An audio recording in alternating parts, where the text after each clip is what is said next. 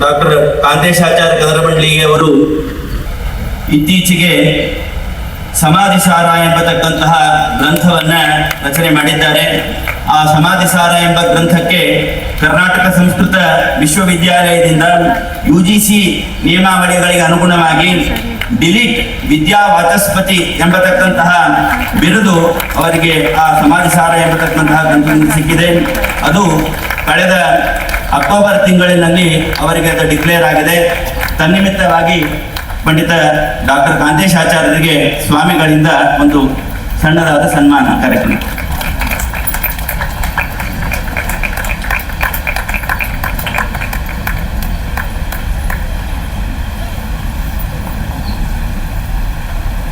ಕರ್ನಾಟಕ ಸಂಸ್ಕೃತ ವಿಶ್ವವಿದ್ಯಾಲಯದಿಂದ ಡಿಲೀಟನ್ನು ಇಷ್ಟು ಸಣ್ಣ ವಯಸ್ಸಿನಲ್ಲಿ ಪಡೆದದ್ದು ಇತಿಹಾಸದಲ್ಲಿ ಇದೇ ಮೊದಲನೇದ್ದು.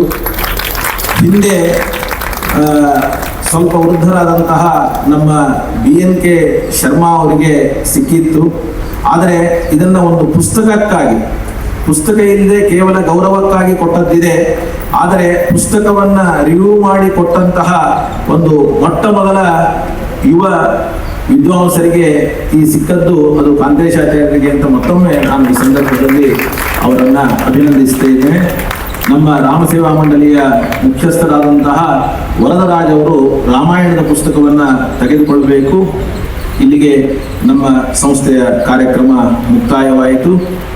ಅಡಚಣೆ ಆದದ್ದಕ್ಕೆ ನಾನು ಎಲ್ಲ ಜಿಜ್ಞಾಸುಗಳನ್ನು ಕ್ಷಮೆ ಕೇಳ್ತಾ ಈ ಕಾರ್ಯಕ್ರಮವನ್ನು ಮುಕ್ತಾಯ ಮಾಡ್ತಾ ಇದ್ದೀನಿ.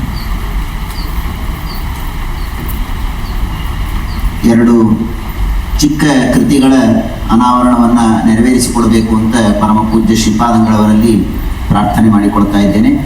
ಪಂಡಿತ ವೆಂಕಟೇಶಾಚಾರ್ಯ BR ಇವರು ಶ್ರೀಪಾದಂಗಳವರ ಉಪನ್ಯಾಸದ ಒಂದು ಸಂಗ್ರಹ.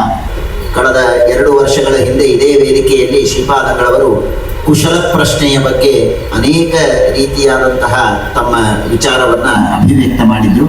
ಅದರ ಒಂದು ಸಂಗ್ರಹ ರೂಪವಾದಂತಹ ಕೃತಿ ಕುಶಲ ಪ್ರಶ್ನೆ ಅಂತ. ಮತ್ತು ಮಹಾನುಭಾವರಾದ ಶ್ರೀ ಸತ್ಯಧರ್ಮತೀರ್ಥ ಶ್ರೀಪಾದಂಗಳವರು ರಚನೆ ಮಾಡಿರುವಂತಹ ಪುಟ್ಟದಾದ ಕಾವ್ಯ ವಿರಹಿಮೋದ ಸುಧಾ ಅಂತ. ಆ 2 ಕೃತಿಗಳ ಒಂದು ಸಂಪಾದನೆ ಹಾಗೂ ಒಂದು ಸಂಕಲನವನ್ನು ಮಾಡಿದ್ದಾರೆ ಪಂಡಿತ ವೆಂಕಟೇಶಾಚಾರ್ಯ BR ಅವರು. ಅದು ವಿಶ್ವಮಧ್ವ ಮಹಾಪರಿಷತ್ತಿನಿಂದ ಪ್ರಕಾಶಿತವಾಗಿದೆ. ಅದರ ಅನಾವರಣವನ್ನು ಪರಮ ಪೂಜ್ಯ ಶ್ರೀಪಾದಂಗಳವರು ನೆರವೇರಿಸಿಕೊಡ್ತಾ ಇದ್ದಾರೆ. ಮೊನ್ನೆ ದಿನ ಬಿಡುಗಡೆಯಾದಂತಹ ಭಾಗವತ ಇಂಗ್ಲಿಷ್ ಆವೃತ್ತಿ, ಆ ಭಾಗವತದ ಇಂಗ್ಲಿಷ್ ಆವೃತ್ತಿಯ ಪುಸ್ತಕ ಹೊರಗಡೆ ಮಾರಾಟಕ್ಕೆ ಉಪಲಬ್ಧವಾಗಿದೆ. ಅಪೇಕ್ಷೆ ಇದ್ದವರು ಅದನ್ನು ಪಡೆಯಬಹುದು. ಅಯೋಧ್ಯೆಯಲ್ಲಿ ನಿರ್ಮಾಣವಾಗ್ತಾ ಇರುವಂತಹ ಶ್ರೀಮದ್ ಉತ್ತರಾದಿ ಮಠದ ನೂತನ ಭವನದ ಈ ಕಾರ್ಯಕ್ಕೆ ಸೇವೆಯನ್ನು ಸಲ್ಲಿಸಲು ಅಪೇಕ್ಷೆ ಇರುವವರು ಹೊರಗಡೆ ನಮ್ಮ ಸ್ವಯಂ ಸೇವಕರು ಇರ್ತಾರೆ. ಅವರನ್ನು ಸಂಪರ್ಕಿಸಿ ತಮ್ಮ ಸೇವೆಯನ್ನು ನೀಡಬಹುದು.